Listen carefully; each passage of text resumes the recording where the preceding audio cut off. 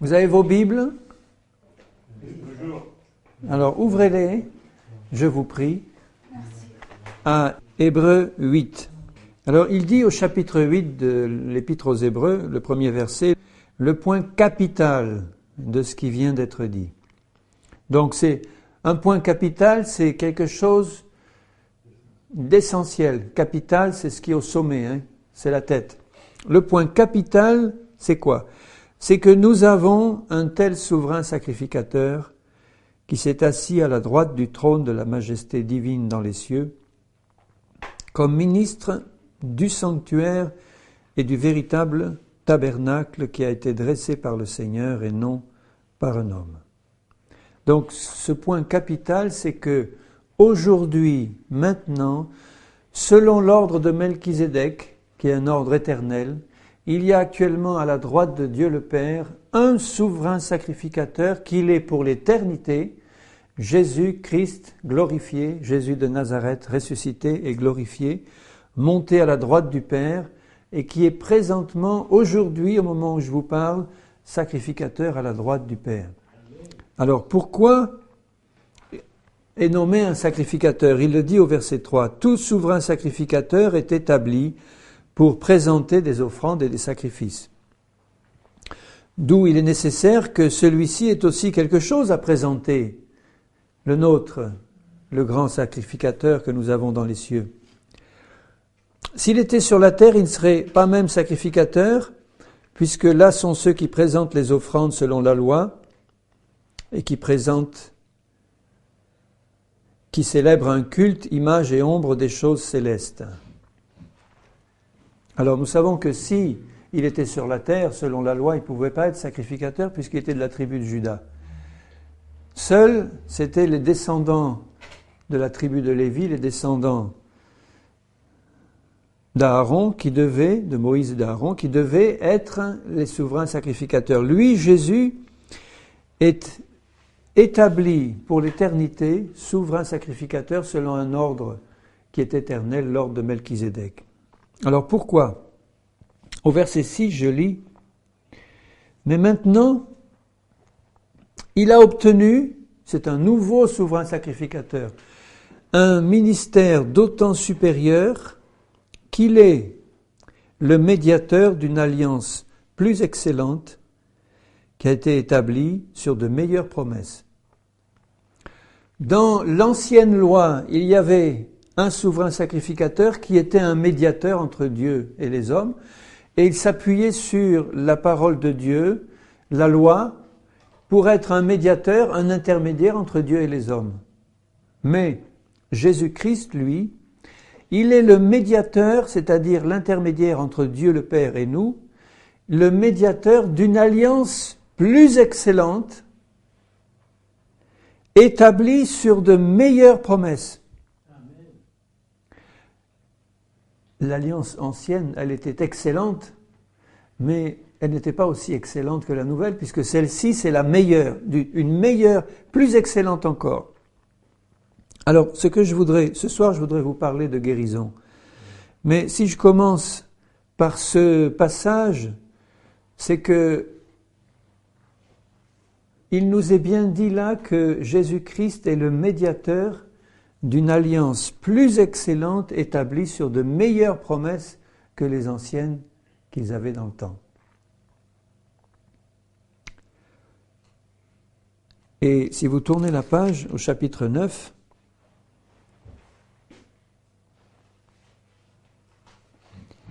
il nous est dit au verset 13, « Si le sang des taureaux et des boucs et la cendre d'une vache répandue sur ceux qui sont souillés sanctifie et procure la pureté de la chair, combien plus le sang de Christ, qui par l'Esprit éternel s'est offert lui-même sans tache à Dieu, purifiera-t-il votre conscience des œuvres mortes pour que vous serviez le Dieu vivant. » Combien plus dans cette alliance nouvelle, le sang de Jésus a une puissance infiniment plus grande que le sang des agneaux et des boucs, parce que le sang de Jésus a la capacité, le pouvoir de purifier notre conscience. Le sang des agneaux et des boucs ne purifiait pas la conscience, il couvrait le péché, c'est tout. Et il fallait recommencer en permanence un sacrifice chaque jour. Alors que là, une fois pour toutes, le sang de Jésus a la puissance de purifier notre conscience des œuvres mortes du péché, afin que nous servions le Dieu vivant. Et c'est pour cela qu'il est le médiateur de cette nouvelle alliance plus excellente, afin que la mort étant intervenue, la mort de ce souverain sacrificateur étant intervenue pour le rachat des transgressions commises sur la première alliance, ceux qui ont été appelés reçoivent l'héritage éternel qui leur a été promis, avec le sang de Jésus.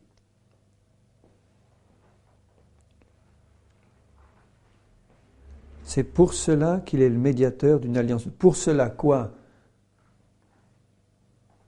À cause de son sang qui a infiniment plus de puissance que le sang de l'ancienne alliance. Jésus, quand il a partagé la scène, la dernière scène avec ses disciples, a dit « Ceci est le sang de la nouvelle alliance, le sang de la nouvelle alliance, en son sang. » Et eux qui étaient juifs savaient très bien ce que cela voulait dire. Le sang de l'alliance, le sang de l'agneau qui était versé, était un sang qui permettait à Dieu d'intervenir sur la base de toutes les promesses de l'alliance. Le sang de Jésus est un sang pur et parfait qui permet à Dieu d'intervenir maintenant pour nous rendre héritiers de toutes ces meilleures promesses dont il parle dans Hébreux 8, fondées sur une alliance plus excellente avec des promesses meilleures que l'ancienne. Alors, si le Seigneur nous rappelle ces choses, c'est qu'il veut nous rappeler ce soir que dans les promesses qu'il nous donne, il y a une promesse de guérison pour notre être entier. Puisque la maladie n'est entrée que par le péché, la maladie et la mort sont entrées par le péché, il fallait que le sang de Jésus purifie notre conscience de ces œuvres mortes pour que la conséquence de ce péché, c'est-à-dire la maladie, soit aussi purifiée par le sang de Jésus et qu'il puisse nous donner une pleine et entière guérison. C'était le cas dans l'Ancienne Alliance. Vous savez que quand ils ont passé 40 ans dans le désert, ils n'ont jamais été malades, sauf quand ils péchaient. Il y a eu des plaies qui ont éclaté au moment où ils se sont rebellés contre le Seigneur. Mais quand il était fait expiation pour ce péché, qui est encore une image de l'expiation de Christ, chaque fois que le pardon était demandé, que l'expiation était donnée, à ce moment-là, le pardon de Dieu était donné avec la guérison et ils repartaient en pleine santé pour leur marche dans le désert. 40 ans sans qu'il y en ait un seul qui soit malade, à part les occasions que j'ai mentionnées. Alors, s'il était question d'une alliance moins bonne que la nôtre, bien-aimés, il faut que nous sachions que dans la nouvelle alliance, il y a toutes les promesses de l'ancienne, plus de nouvelles encore. Et les nouvelles qui nous sont données, qui n'étaient pas dans l'ancienne, c'est la nouvelle naissance, c'est l'appartenance à l'Église, c'est le baptême dans le Saint-Esprit, c'est la grâce de faire partie de l'épouse de Jésus-Christ, c'est la grâce d'être enlevé à la rencontre de Jésus dans les airs pour régner avec lui, non seulement dans les 1000 ans, mais dans l'éternité. Tout ça, il n'avait pas ces promesses dans l'Ancienne Alliance. Et rien que celles-là que je viens de nommer, ce sont des promesses infiniment plus excellentes que les autres. Quelle grâce il nous est donnée. Alors si Dieu a été capable, dans sa grâce, de nous donner ces meilleures et plus excellentes promesses que je viens de mentionner, à combien plus forte raison il veut renouveler aussi ces promesses de guérison et de délivrance qu'il avait déjà données dans l'ancienne et qui sont incluses dans la première. Je relis dans Exode, tout à fait au début du pèlerinage du peuple de Dieu, dans Exode 15 et au verset 25, Moïse cria à l'Éternel, l'Éternel lui indiqua un bois qu'il jeta dans l'eau qui était amère, et l'eau devint douce. L'eau amère, c'est le péché. Le bois, c'est la croix de Jésus. L'eau amère devient douce parce que la croix, le sang de la croix, efface le péché et nous rend doux aux yeux du Seigneur. Ce fut là que l'Éternel donna au peuple des lois et des ordonnances, et ce fut là qu'il le mit à l'épreuve. C'est exactement pareil pour nous. Nous sommes mis à l'épreuve. Quand la maladie frappe, c'est une épreuve. C'est pas la volonté de Dieu pour nous, mais c'est une épreuve. C'est pas quelque chose d'agréable, c'est une épreuve. Et c'est une épreuve de la foi. Le Seigneur veut nous en libérer, mais il veut que par la maladie, nous comprenions que nous sommes dans une épreuve, que nous comprenions pourquoi nous sommes dans une épreuve, et que nous comprenions ce qu'il faut faire pour en sortir, comme le Seigneur le veut, c'est-à-dire avec une pleine délivrance et une pleine guérison. Il le mit à l'épreuve, il dit, si tu écoutes attentivement la voix de l'Éternel, ton Dieu, si tu fais ce qui est droit à ses yeux, si tu prêtes l'oreille à ses commandements, et si tu observes toutes ses lois, je ne te frapperai d'aucune des maladies dont j'ai frappé les Égyptiens, car je suis l'Éternel qui te guérit. C'est son nom. C'est un des noms de l'Éternel. Yahvé, Rapha, ça veut dire l'Éternel qui te guérit. Il dit pas je suis l'Éternel qui te rend malade, je suis l'Éternel qui te guérit. Mais si tu observes ce que je te demande de tout ton cœur, si tu gardes ma parole dans ton cœur, il y a une grande différence entre obéir à la parole et garder la parole. Parce qu'on peut obéir à la parole sans la garder dans le cœur. Celui qui la garde, c'est celui qui aime le Seigneur et qui aime sa parole. Et qui obéit par amour pour le Seigneur. Donc si nous écoutons attentivement et si nous prêtons l'oreille, que nous faisons ce qui est droit aux yeux du Seigneur, parce qu'il a mis son esprit en nous, à ce moment-là, le Seigneur ne nous frappera d'aucune des maladies dont il a frappé les Égyptiens. Donc quand la maladie frappe, c'est toujours la conjonction de deux choses. Il y a Satan qui est l'auteur de la maladie et c'est lui qui frappe en fait, mais il ne peut le faire qu'avec la permission du Seigneur. Jamais Satan ne peut vous toucher s'il n'a pas la permission du Seigneur. Il ne peut pas lever le petit doigt contre le moindre des enfants de Dieu sans la permission du Seigneur. Et comme le Seigneur est souverain maître de toutes choses, quand il donne la permission à Satan, c'est qu'il a une raison qui est bonne et qu'il connaît et qui veut nous révéler. Souvenez-vous de l'exemple de Job. Job était un homme intègre et droit dans la bouche même de Dieu. Il dit « Je ne connais pas un homme plus intègre et plus juste que ça dans le monde. » Et Satan arrive justement avec cet argument en disant « Permets-moi de toucher à son corps et tu vas voir s'il continue à te glorifier, à t'obéir comme il le fait. Permets-moi seulement un peu. » Et Dieu qui connaissait Job a permis à Satan de le toucher, mais pas simplement parce que Satan le lui demandait. Il a permis à Satan de toucher Job parce que Job avait un problème de propre justice à régler devant le Seigneur. Il n'arrivait pas à arrêter de se justifier et à dire « Mais Seigneur, je ne comprends pas que je sois malade, moi qui suis le plus juste des hommes. » Seigneur, je suis juste. Et puis il n'arrête pas au cours de longs chapitres de dire « Mais j'ai donné à manger à la veuve, à l'orphelin, j'ai fait ci, j'ai fait ça. » Et ses amis qui venaient lui dire « Mais Job, si t'arrive quelque chose d'aussi abominable, c'est que tu dois être un grand pécheur. Confesse tes péchés. C'est pas possible qu'avec cet ulcère malin de la tête aux pieds, tu ne sois pas un grand pécheur. Tu nous as caché des choses. » Combien de fois aujourd'hui on peut entendre des chrétiens dire ça à des malades, dans un esprit bien légaliste, et lui dire « Mais si tu es dans cet état-là, c'est qu'il doit y avoir des péchés dans ta vie. » Il n'y avait pas de péché ouvert dans la vie de Job, mais il y avait un besoin de perfectionnement. Et Dieu a permis à Satan de le toucher parce que Job avait besoin d'être corrigé de cet esprit de justice propre qu'il avait, à cause justement de sa perfection. Et Dieu voulait qu'il franchisse un pas de plus. Et quand Dieu s'est révélé, nous le voyons dans le dernier chapitre, dans sa puissance et dans sa gloire, Job, qu'est-ce qu'il dit ? « J'avais entendu parler de toi, mais maintenant mon œil t'a vu. » Il n'avait jamais vu Dieu, et il a fallu qu'il attende cette maladie et que Dieu lui révèle sa justice propre pour qu'il voie le Seigneur. Il a entendu la voix du Seigneur et il l'a vu, je ne sais pas comment et sous quelle forme, mais il l'a vu.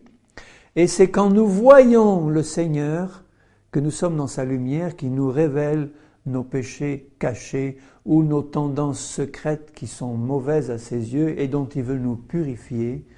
Et c'est ce qui s'est passé dans le cas de Job. Mais il faut considérer la fin que Dieu lui a donnée. Dieu était l'Éternel qui le guérissait et il l'a manifesté dans une complète délivrance de Job.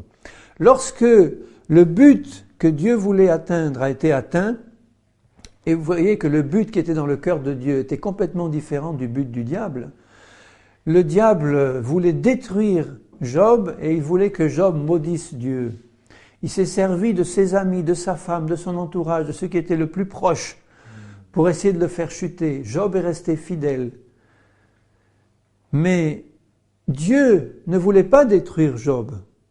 Dieu voulait que Job comprenne une leçon plus profonde et plus précieuse qui allait lui permettre de voir Dieu et de recevoir une pleine guérison quand il a eu prié pour ses amis qui venaient l'accuser de péché.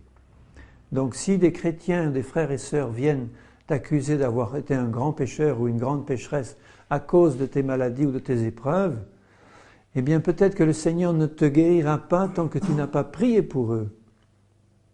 C'est ce que Job a fait.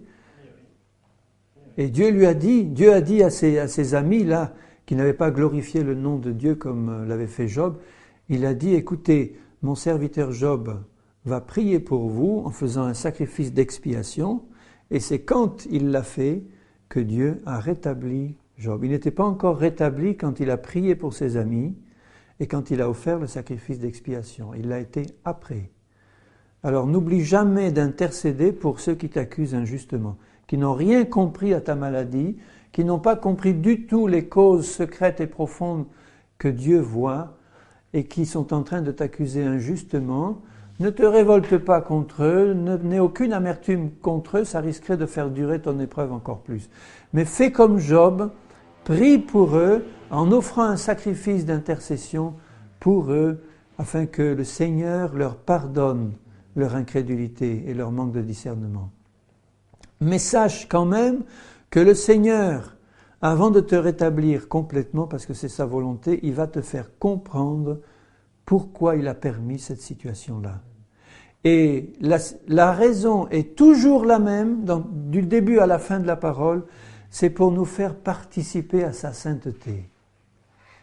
Comme la maladie est toujours la conséquence du péché, quand nous sommes malades, c'est la conséquence du péché, du nôtre et de celui qui remonte à Adam et Ève.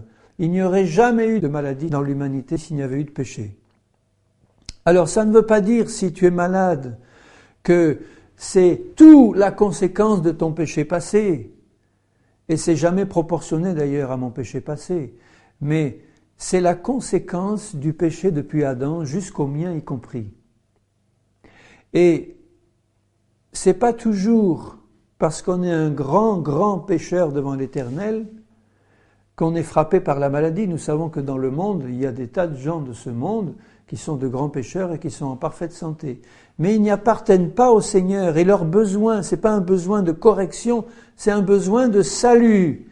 Et lorsqu'ils viennent au Seigneur, ils entrent en contact avec celui qui est leur sauveur et qui veut les délivrer, les guérir et les sauver et les complètement rétablir dans sa présence. C'est à ce moment-là que le travail de purification va commencer.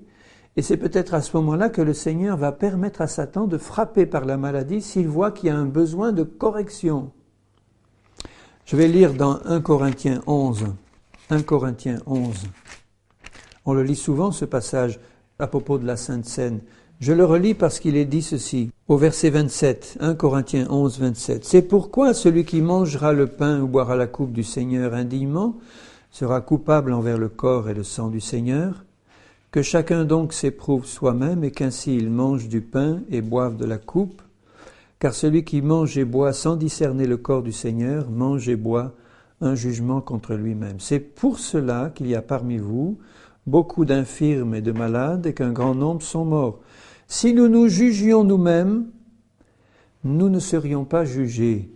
Mais quand nous sommes jugés, nous sommes châtiés par le Seigneur, afin que nous ne soyons pas condamnés avec le monde. Donc il associe directement la maladie et même la mort prématurée à un châtiment du Seigneur. Il le dit là clairement. C'est un châtiment du Seigneur pour la seule et unique raison qu'ils prenaient la scène indignement sans s'être eux-mêmes jugés et châtiés. Donc il est possible de se juger et de se châtier. Comment est-ce qu'on peut se châtier? En arrêtant de faire le mal qu'on peut faire devant Dieu, ou bien en demandant au Seigneur de mettre à la lumière ce qui est caché dans mon cœur et qui lui déplaît, et une fois que c'est à la lumière, je le vois et je l'abandonne. C'est comme ça qu'on se châtie. On demande au Seigneur de faire la lumière, on voit clairement et on abandonne. Donc là, le Seigneur, il châtie ceux qui s'avancent imprudemment sans demander la lumière, sans demander que leur péché soit effacé, à la légère. Et c'était la raison pour laquelle il châtiait ceux-là, pour leur permettre justement de ne pas être condamnés avec le monde. Donc, bien que la maladie soit toujours l'œuvre de Satan, c'est une œuvre de Satan, c'est pas une œuvre de Dieu. Et Jésus est venu détruire toutes les œuvres de Satan. Mais il ne le fait pas n'importe comment, le Seigneur. Il ne le fait qu'en réponse à la prière de la foi qui est faite lorsque nous recevons la promesse du Seigneur et que nous remplissons les conditions. Mais Dieu, qui est lumière, veut toujours que les conditions qu'il nous demande de remplir nous soient connues clairement parce qu'elles sont simples. Il nous demande d'avoir une attitude de petit enfant, un petit enfant. Si on n'est pas un enfant, on n'entrera pas dans le royaume des cieux. Donc, les choses pour un enfant ne sont jamais compliquées. Ceux qui ont à travailler avec les enfants le savent bien. Essayez de leur faire quelque chose de compliqué. Vous allez voir un peu. On est obligé de leur mâcher le travail. On est obligé de rendre ça à leur portée pour qu'ils puissent comprendre. Et Dieu qui est un Père céleste, vous croyez qu'il va nous rendre les choses compliquées pour qu'on ne puisse pas comprendre et qu'on ne puisse pas être sauvé? Il le fait pour ceux qui sont endurcis dans le péché, qui ne veulent pas se repentir. Là, il rend les choses de plus en plus compliquées. Et il les enferme dans leur ignorance. Mais nous qui sommes enfants de Dieu, qui sommes honnêtes devant le Seigneur, qui voulons marcher avec Dieu, le Seigneur rend les choses simples parce que nous avons une attitude d'enfant. Je lis dans l'épître de Jacques,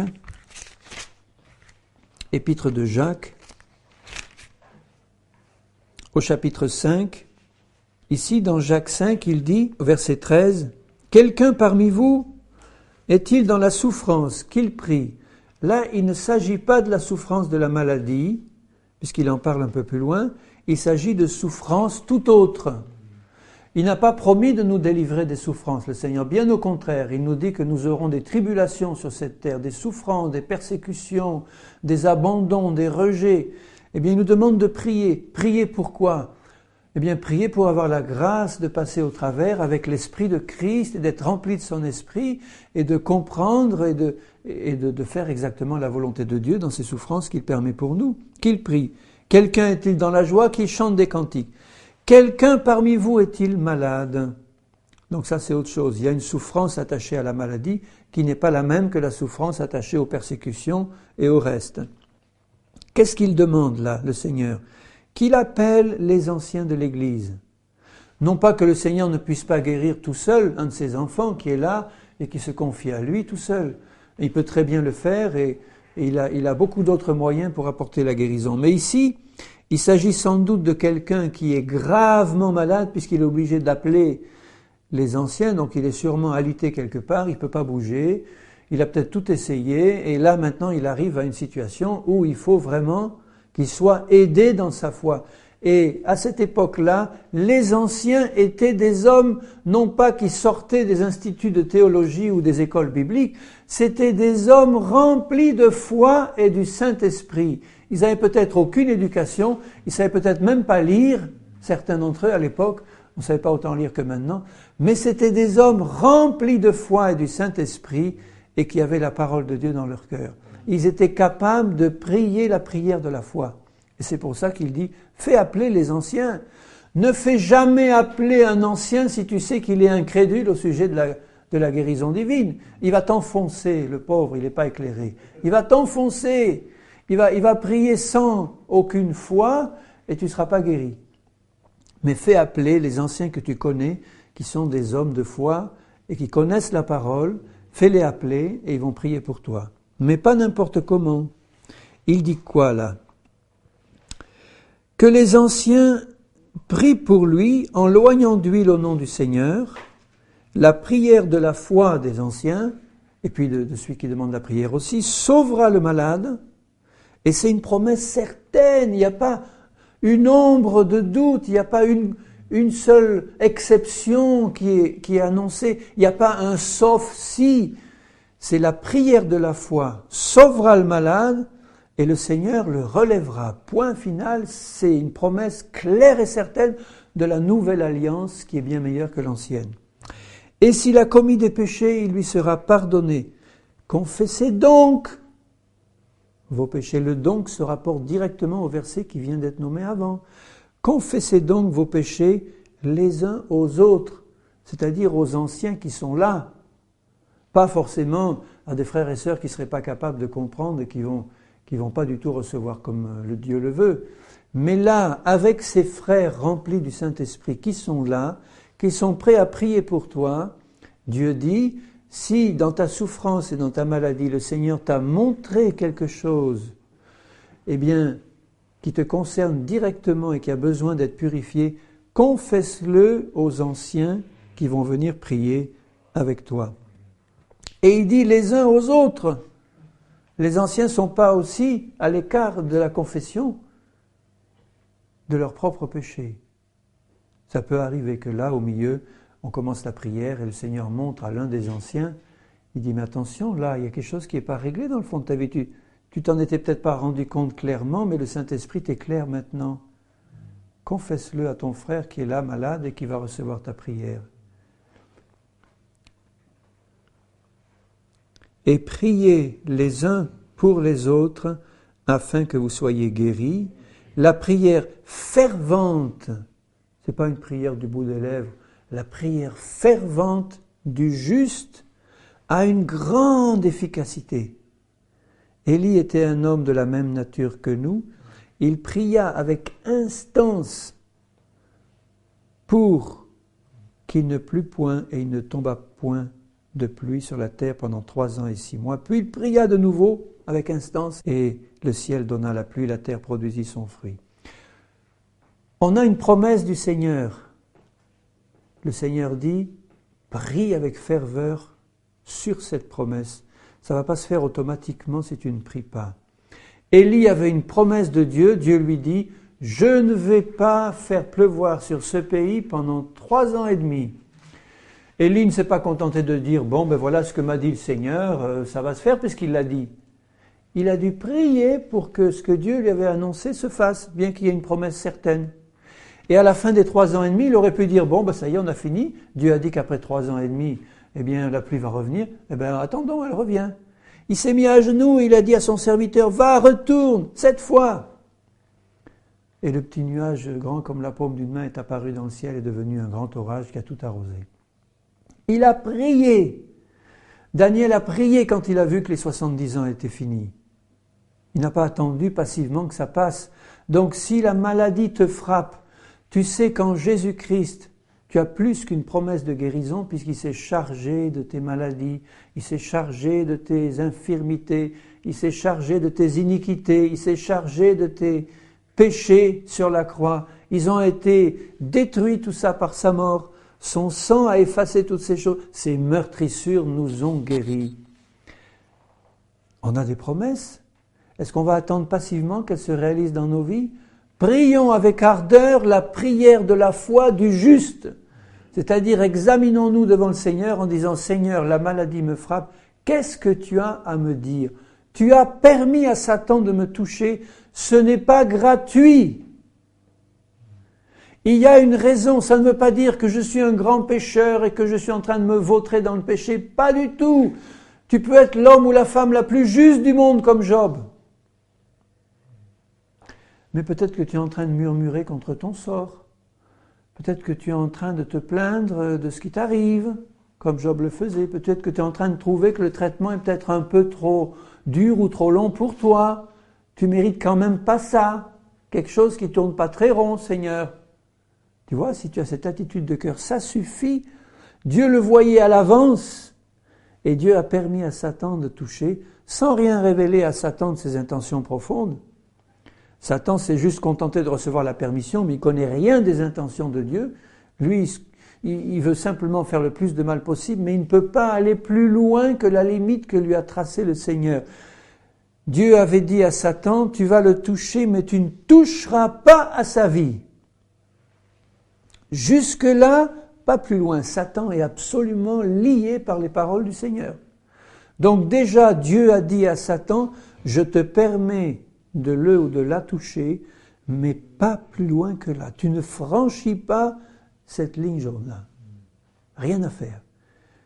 Et le Seigneur, qui est fidèle, ne nous donnera pas une épreuve au-delà de nos forces, et avec l'épreuve, il donnera le moyen d'en sortir, c'est-à-dire l'assistance de son esprit pour faire une pleine lumière. Seigneur, pourquoi tu as permis ça? C'est une œuvre de Satan. Est-ce qu'il y a la moindre incrédulité dans mon cœur encore en ce qui concerne ta promesse de guérison? Ça peut être ça pour certains. Est-ce qu'il y a encore un doute quelconque que tu veuilles me guérir? Est-ce que je suis encore là en train de me demander si vraiment c'est ta volonté de me guérir? Cette attitude est une attitude d'incrédulité parce que Dieu nous a clairement dit du début à la fin de la Bible qu'il veut guérir tous les malades qui le lui demandent. Il veut guérir tous les malades du monde, mais il ne va pas nous guérir contre notre volonté. Jésus a guéri tous les malades qui se sont approchés de lui pour lui demander la guérison, et quelques autres en plus, en supplément qu'il ne lui avait pas demandé. Mais il n'a pas guéri tous les malades de son temps qui ne venaient pas auprès de lui pour lui demander la guérison, mais tous ceux qui le lui ont demandé, sans une seule exception, il leur a donné une pleine et entière guérison. Et pour ma part, je considère que si ça ne se passe pas comme le Seigneur le veut, c'est uniquement pour des raisons de l'incrédulité de l'Église. Uniquement parce que si Jésus n'a pas pu faire des miracles à Nazareth, il le dit bien, c'était uniquement à cause de leur incrédulité, si ce n'est qu'il imposa les mains à quelques-uns et qu'il les a guéris. Alors ça ne veut pas dire que Jésus ne veut pas. Jésus est ardemment désireux de refaire exactement les mêmes choses qu'il faisait quand il avait posé les pieds sur la terre, de les faire maintenant. Il veut faire exactement les mêmes choses, et bien plus encore, puisqu'il nous a donné le Saint-Esprit. Donc c'est à nous de continuer à sonder sa parole, à nous sonder nous-mêmes à la lumière du Seigneur, pour pouvoir dire au Seigneur honnêtement, Seigneur, d'une part, je veux que tu me sondes pour que tu me fasses comprendre le pourquoi de cette maladie. Ça, c'est la première des choses que je te demande. Qu'est-ce que tu veux me montrer dans ma vie? Pourquoi ce trouble vient maintenant? Pourquoi est-il venu, Seigneur? Pourquoi tu as permis à Satan de me toucher? La deuxième chose que je veux absolument régler, c'est dans mon cœur la certitude absolue que tu veux me guérir, parce que déjà d'avance, tu as placé mes maladies et mes infirmités sur Jésus, et que donc que tu ne demandes qu'une chose, c'est qu'elle soit ôtée de moi au plus vite pour que l'œuvre de Jésus soit glorifiée. Mais pas n'importe comment. Et si Dieu se permet de traiter des païens d'une manière peut-être bien souvent plus rapide, en ce qui concerne la guérison, alors que certains de ses enfants ont l'air de traîner pendant longtemps, c'est que la situation des deux n'est pas la même. Je le répète, le païen a besoin de se convertir et le Seigneur va peut-être permettre qu'une guérison immédiate lui soit accordée pour qu'il puisse venir au Seigneur alors que même il ne le connaissait pas, pour qu'il comprenne la puissance de Dieu et qu'il s'approche de lui. Dieu veut faire de même avec ses enfants. Mais il peut se servir de la maladie comme un moyen de châtiment s'il voit que c'est nécessaire pour nous, et tant que la cause ne sera pas enlevée, le châtiment ne s'arrêtera pas. Et le Seigneur, vous pensez qu'il veut garder le châtiment d'une manière indéfinie? Pas du tout. Je lis dans Hébreux, juste un peu plus loin.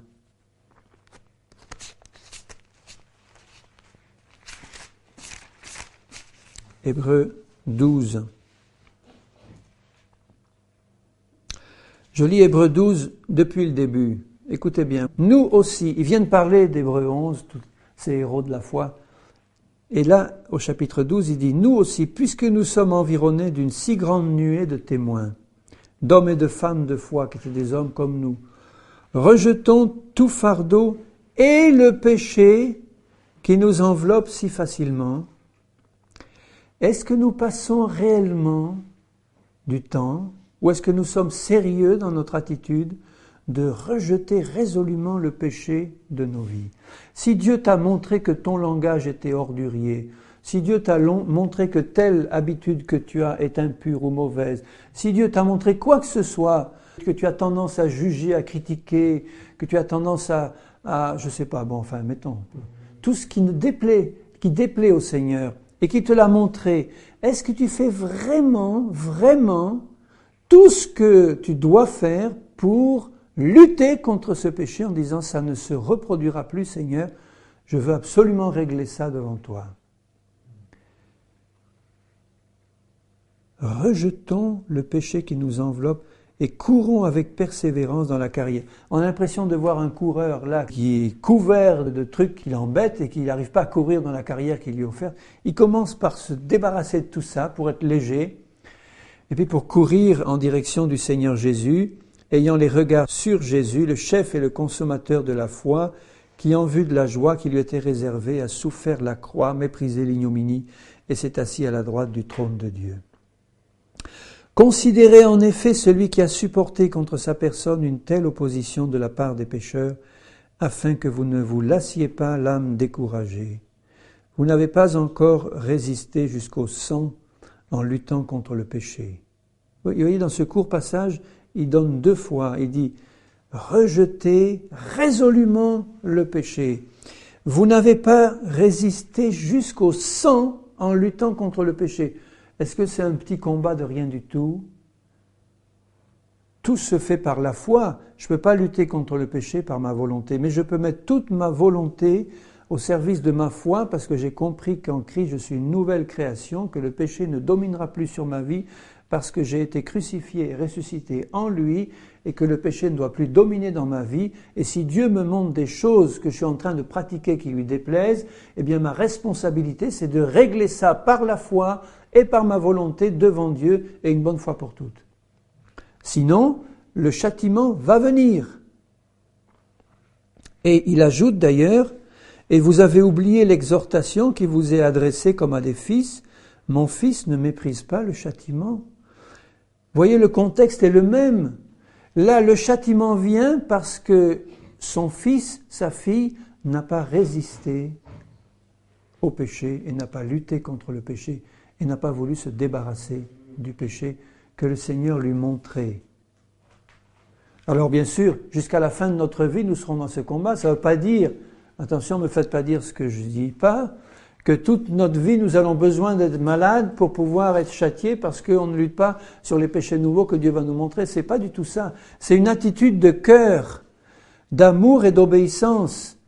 Parce que si Dieu permet un châtiment qui est la maladie, c'est pas pour me faire rester indéfiniment sous la coupe de ce châtiment, c'est pour me faire venir à la lumière pour qu'en permanence, je me sépare du péché que Dieu me montre, à l'instant où il me le montre, et que je sois résolu à conserver ma course libre de tout péché, et à ce moment-là, Dieu n'a pas besoin de me châtier.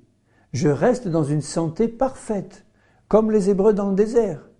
Ils n'ont été châtiés que quand ils se sont rebellés et quand ils ne se sont pas repentis de cette rébellion. Mais dès qu'ils se repentaient et qu'ils offraient le sacrifice, eh bien le châtiment était ôté. Donc il n'y a aucune raison que tu restes sous le châtiment du Seigneur. Peut-être que tu ne t'es pas assez approché du Seigneur pour qu'il fasse la lumière sur les causes. Peut-être simplement que c'est une question d'incrédulité. Tu ne crois pas que Dieu veut vraiment te guérir, ça suffit à te garder malade. Et je lis ce passage. « Mon fils, ne méprise pas le châtiment du Seigneur et ne perds pas courage quand il te reprend. Car le Seigneur châtie celui qu'il aime et il frappe de la verge tous ceux qu'il reconnaît pour ses fils. Supportez le châtiment, et nous avons vu dans 1 Corinthiens 11 que le châtiment peut prendre la forme d'une maladie. Pas toujours, pas nécessairement toujours, mais il peut le prendre. Comme des fils que Dieu vous traite, car quel est le fils qu'un père ne châtie pas? Mais si vous êtes exempts du châtiment auquel tous ont part, vous êtes donc des enfants illégitimes et non des fils. Et il dit au verset 10, « Nos pères nous châtiaient pour peu de jours, comme ils le trouvaient bon. » Donc notre Père Céleste aussi Il ne veut pas que le châtiment dure. Si un Père terrestre nous châtiait pour peu de jours, à combien plus forte raison notre Père céleste qui veut donner de bonnes choses à ses enfants veut nous donner la santé et la guérison et pas une maladie en permanence pour nous rendre plus sains. Ce n'est pas la méthode de base du Seigneur. Dieu nous châtie pour notre bien afin que nous participions à sa sainteté. Il est vrai que tout châtiment semble d'abord un sujet de tristesse et non de joie, mais il produit plus tard pour ceux qui ont été ainsi exercés un fruit paisible de justice. Et au verset 15, il dit « Veillez à ce que nul ne se prive de la grâce de Dieu ». La guérison, c'est une grâce. Tu ne la mérites pas. Elle a été acquise pour toi par Jésus à la croix du Calvaire. Il a porté nos maladies, c'est pour nous en délivrer. Actuellement, vous savez, bien-aimés, qu'actuellement où je vous parle, en cet instant où je vous parle, notre souverain sacrificateur, là, qui est en haut à la droite du Père, il sait, lui, que sur la croix, il a porté d'avance tous nos péchés et toutes nos maladies. Donc, où sont mes péchés actuels? Répondez. Sur Jésus. Enfin, ils étaient sur Jésus quand il est mort. Hein. Où sont mes maladies? Sur Jésus. Il a été frappé à ma place. Pour lui, maintenant, tout est éternel. Je mets ça au présent parce que moi, je suis venu après la croix, mais lui, il y a 2000 ans, il a porté mes péchés que moi, j'allais faire 2000 ans après. Il les a portés d'avance. Mes maladies, il les a portées d'avance. Donc, si toutes ces maladies, tous ces péchés ont été chargés sur son dos par le Père au point de le faire mourir et d'emporter dans la tombe tous ces péchés et toutes ces maladies, vous pensez bien, bien-aimés, que le Seigneur ne demande qu'une chose, c'est de nous éclairer le plus vite possible si nous sommes en train de pratiquer un péché quelconque, et c'est de nous guérir le plus vite possible. Tout châtiment peut venir sur nous à cause d'une mauvaise disposition de notre cœur. Moi, je sais que la souffrance et la maladie que j'ai pu éprouver dans ma vie, ça a été pour moi une grande incitation à m'approcher du Seigneur pour qu'il fasse la lumière. Et je sais que si ça avait été ôté tout de suite, au début de ma vie chrétienne, j'aurais peut-être mal tourné. Au sens que j'aurais vécu une vie chrétienne superficielle parce que j'avais besoin d'être châtié, je le sais, sur certaines choses précises. Et il a fallu que la maladie opiniâtre et tenace et les souffrances soient là pour que je recherche ardemment la volonté du Seigneur en disant « Seigneur, éclaire-moi, je t'en prie, montre-moi ». Et il m'a montré des choses. Il me les a montrées, le Seigneur. Pour m'en délivrer et pour me faire participer à sa sainteté et à sa santé. Dieu veut que nous soyons en parfaite santé pour faire son œuvre. Il n'a que faire d'enfants de Dieu malades. Il a porté nos maladies et nos infirmités, il veut nous en délivrer entièrement. Mais la guérison des maladies dans la Bible est toujours associée au pardon des péchés. La maladie est la conséquence du péché. La guérison accompagne le pardon. Toujours, toujours. Quand Dieu te montre un péché quelconque ou une tendance mauvaise, eh bien, que tu l'as confessé, tant qu'il ne te montre pas autre chose, eh bien, tu n'es pas coupable. Hein. Mais il veut te montrer ça, tu le confesses, tu es guéri en même temps. Pour le Seigneur, c'est réglé. Que nul ne se prive de la grâce de Dieu. Alors, est-ce qu'il est bon que les chrétiens suivent un traitement médical quand ils sont malades?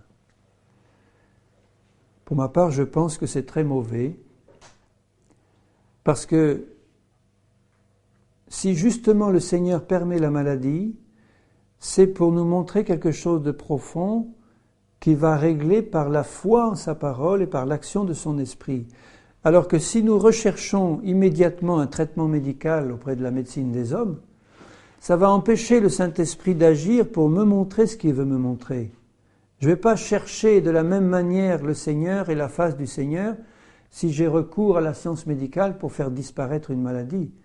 La raison et la cause spirituelle et l'intervention spirituelle du Seigneur ne vont pas se faire du tout de la même façon. Alors même si le Seigneur ne condamne pas dans la parole l'utilisation des médicaments et de la médecine, le Seigneur a un plan bien meilleur pour nous, c'est celui de la foi en sa parole et de l'action de son esprit pour qu'il nous montre, qu'il fasse la lumière et qu'il apporte par la puissance de son esprit, comme Jésus l'a toujours fait, la guérison qu'il nous a acquise par ses meurtrissures à la croix. Et de cette manière, un travail profond peut se faire dans notre cœur, mais c'est le travail de la foi.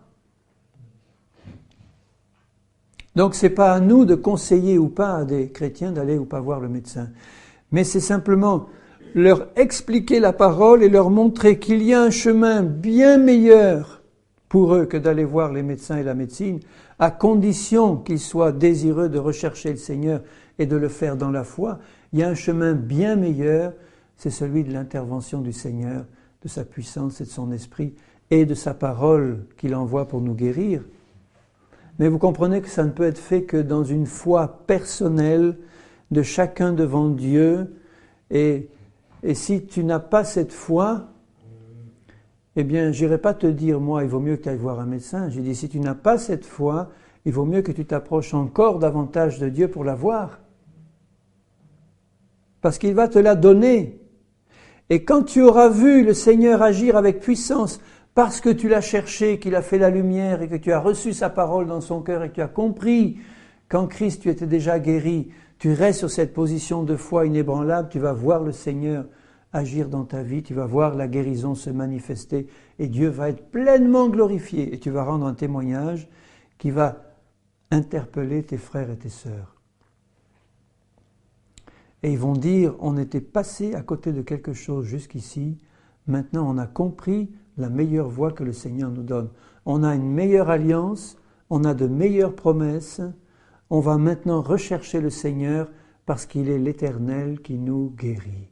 Il va nous montrer tout ce qu'il a à nous montrer, mais il ne va pas nous laisser dans cette maladie. Il l'a déjà porté sur la croix, lui. Il va nous délivrer, mais il va nous montrer pourquoi. Mais il va nous délivrer. Donc j'entre dans le chemin de la foi avec cette certitude dans le cœur que Dieu ne va pas me laisser tomber. Il ne va pas me laisser tomber. Parce qu'il voit que je m'approche de lui comme un enfant. Et je dis, Seigneur, je désire que tu interviennes par la puissance de ton esprit. Je désire que le nom de Jésus soit glorifié. Je désire que ce que Jésus a fait soit glorifié dans les cieux et sur la terre. Et pour ça, je veux que ce soit toi qui interviennes par le Saint-Esprit. Là, on fait plaisir au Seigneur. Là, on fait plaisir à Dieu. Et là, il intervient, et là se produisent des miracles, des guérisons, au nom de son Fils Jésus, qui vont permettre à des païens de trouver le salut, parce qu'ils vont voir Dieu agir. Et ils vont trouver aussi la guérison. Alors je termine en lisant un passage dans l'évangile de Matthieu. Quand je parle de guérison, j'aime bien revenir à l'évangile de Matthieu parce que c'est un des évangiles où il est constamment dit que Jésus les guérissait tous. Jésus les guérissait tous, sans une seule exception, tous ceux qui s'approchaient. Et nous qui sommes dans une meilleure alliance, vous croyez que ce soir où je vous parle, les malades qui sont au milieu de nous, Jésus ne veut pas les guérir tous sans une seule exception. Et si tu as besoin d'être éclairé, qu'il ne veut pas le faire avant, immédiatement, là, maintenant, pour que tu sois guéri et que ce fardeau soit enfin ôté de ta vie, que ce soit une maladie physique ou psychique ou n'importe laquelle. Dans Matthieu 8, au verset 16 et au verset 17, le soir, après une longue et dure journée, on emmena auprès de Jésus plusieurs démoniaques. En fait, toute la ville était là. Et ils avaient ratissé la ville pour amener tous les malades.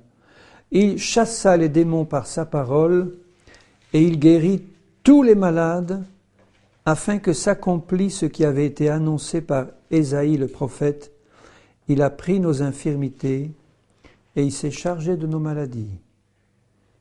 Donc vous voyez que les gens qui étaient là, c'était des gens comme nous de toutes sortes, qui avaient entendu parler de Jésus, qui voulaient le voir à l'œuvre, et qui sans doute devaient avoir de l'attirance et de l'amour pour lui.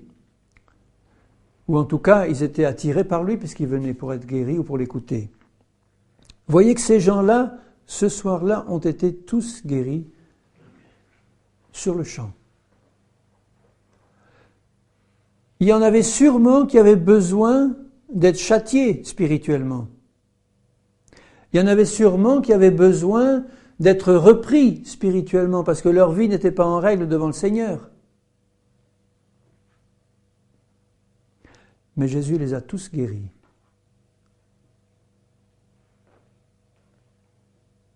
Alors moi je vois là un exemple de la grâce suprême de Dieu.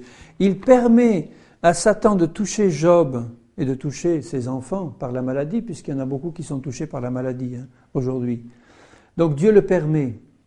Et s'il le permet, c'est qu'il a un but de châtiment et de correction. Mais la grâce de Dieu est supérieure encore. Parce qu'au moment où les yeux sont tournés vers Jésus dans une attente de ce qu'il veut lui-même donner, tous sont guéris. Et Jésus est le même hier, aujourd'hui, éternellement. Ça veut dire, bien-aimé, que si même Jésus a jugé bon de permettre à Satan de te toucher pour te donner une correction, parce que tu as besoin d'être corrigé, parce qu'il y a des choses qu'il faut régler dans ta vie, la grâce de Jésus peut tout de même venir te guérir maintenant pour te mettre en contact avec la vie de Jésus, pour que ton cœur soit attiré par lui, pour que tu sois approché de lui. Vous voyez la différence qu'il y a. S'il permet aux Corinthiens de rester sous le jugement de Dieu, je suis sûr que c'était parce qu'ils ne s'étaient pas approchés de Jésus comme ces malades s'étaient approchés là ce soir-là. Ça veut dire que si ces mêmes Corinthiens qui avaient été châtiés et jugés par une maladie ou une mort prématurée, si au moment où ça s'était passé, ils s'étaient tournés comme ces malades-là l'ont fait vers Jésus pour dire on n'en peut plus Seigneur, on n'en peut plus, on vient là maintenant, on ne comprend rien, on n'en peut plus. Seigneur, toi qui sais tout, eh bien fais ton œuvre. Jésus les aurait touchés immédiatement et guéris sur le champ. Et le fait d'être guéri comme ça par une intervention glorieuse et surnaturelle du Seigneur, ça aurait aussi profondément touché leur cœur pour qu'ils soient rapprochés encore plus du Seigneur. Donc s'ils ne l'ont pas fait, et si quelques-uns sont morts dans leur châtiment, c'est qu'ils ne se sont pas approchés avec assurance du trône de la grâce pour être secourus dans ce besoin, et ils ont préféré la gloire des hommes au lieu de la gloire de Dieu, ou ils n'ont pas voulu vraiment s'approcher. Rejetons le fardeau et courons les yeux fixés sur Jésus, le chef et le consommateur de notre foi. Tous ces malades-là avaient simplement entendu parler de Jésus. Il y avait quelques disciples, mais la plupart ne l'étaient pas. Ils se sont approchés du Seigneur Jésus et ils ont reçu ce soir-là tous la guérison que Jésus voulait leur donner. Alors s'il le fait peut-être plus facilement pour des païens, à combien plus forte raison aussi pour ses enfants? Si eux s'approchent avec la même confiance toute simple d'un petit enfant de celui qui était prêt à les guérir et qui l'a fait ce soir-là. Comment s'approchaient les païens de Jésus ce soir-là? Moi, j'aurais bien aimé être là, devant la maison de Pierre, où toute la ville de Capernaum était là rassemblée, un gros village, quoi. Toute la ville était là, devant la porte, c'était sûrement pas une grande ville, puisqu'ils tenaient tous devant la petite placette qui était là, devant la porte de la maison de Pierre. Mais ils étaient tous venus parce que Dieu a visité son peuple, il nous a envoyé un grand prophète. Et il est en train de guérir les malades. Alors nous qui sommes malades depuis des années et tout ça, allons-y. Et ils se sont agglutinés là-devant. Et le Seigneur n'est pas sorti en leur disant, bon, laisse-moi examiner un peu ta vie. Oui, tu as été châtié depuis des années par cette maladie parce qu'il y avait quelque chose dans ton cœur. Mais je pense qu'il est bon que tu restes encore un peu quelque temps pour que ça fasse son œuvre. Il n'a pas dit ça à un seul d'entre eux. Il a dit, il est bon que tu sois délivré ce soir même de cela. Et il les a renvoyés peut-être en leur disant à certains, ne pêche plus. pour qu'il ne t'arrive pas quelque chose de pire. Mais il l'a guéri d'abord. Ce qu'il a dit à la femme adultère.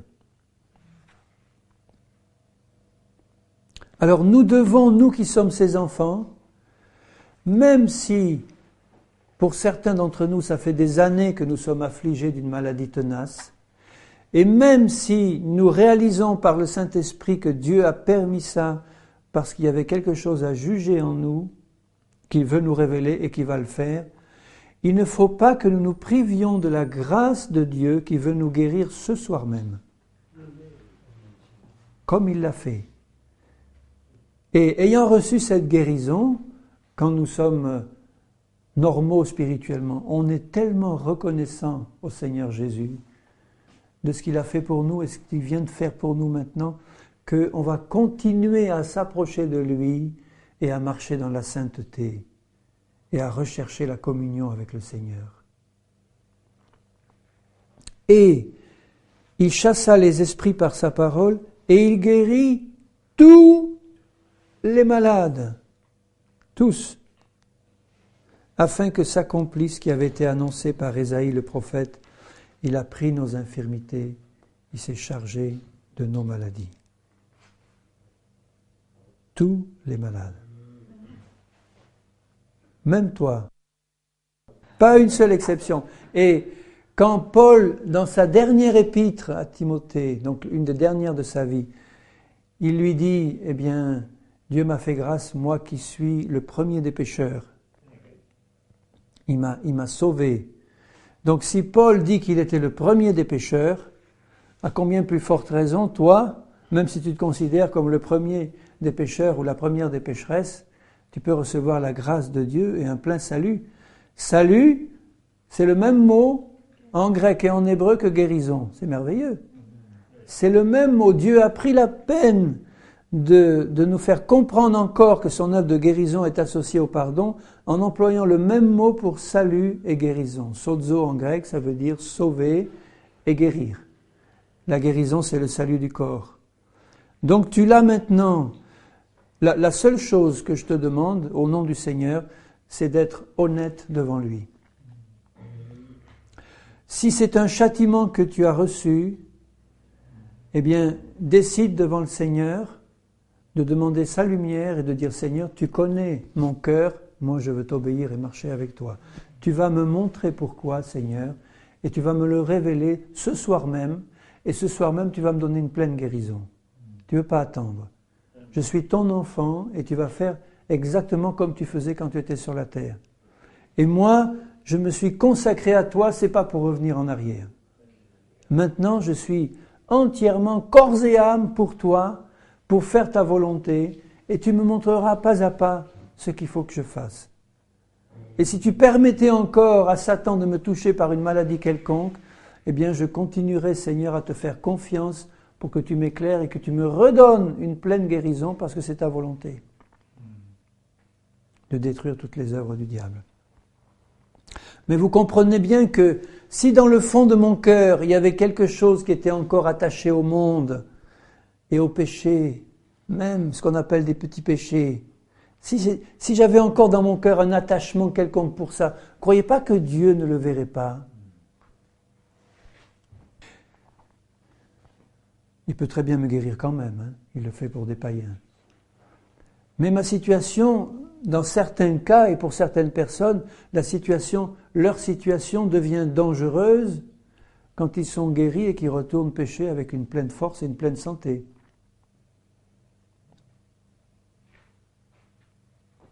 Mais même là, Dieu est tellement bon qu'il est capable de les guérir quand même.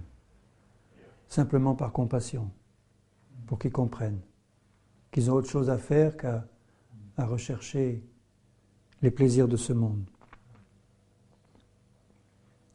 Alors ce soir, je voudrais en conclusion vous fortifier dans la confiance dans la grâce de Jésus-Christ.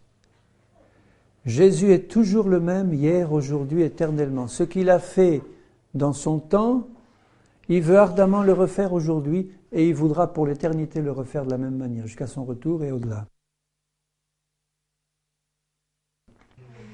Merci de ta volonté de nous bénir, Seigneur, ce soir, de nous guérir et de nous faire du bien. Seigneur, nous voulons tous ensemble te bénir et t'adorer.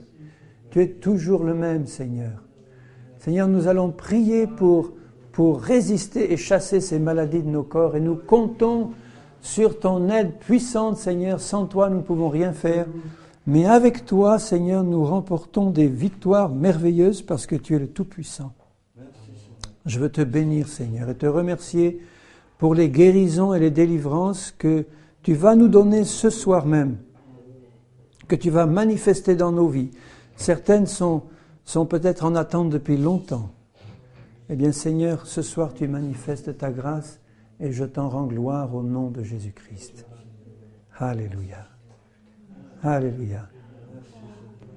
Alléluia. Alléluia. Merci pour ton onction, Seigneur, sur nous. À toi la gloire, Seigneur. À toi la gloire, Seigneur. À toi la louange, Seigneur.